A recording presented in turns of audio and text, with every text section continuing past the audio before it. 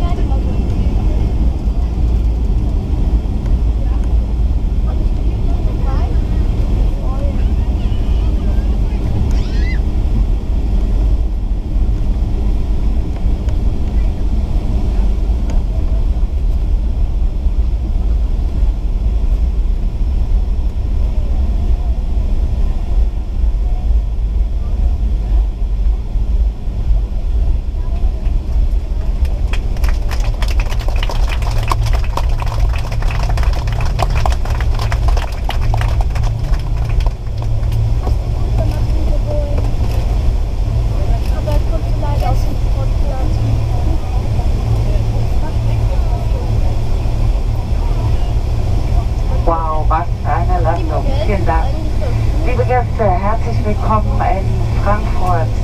Bitte halten Sie auch weiterhin die Sicherheitsgurte geschlossen, bis das Flugzeug die endgültige Parkposition erreicht hat, die Triebwerke abgestellt wurden und die Anschnallzeichen über ihnen erloschen sind. Bitte öffnen Sie dann später auch die Deckenfläche über Ihren Sitzen vorsichtig, damit keine Gegenstände rausfallen können.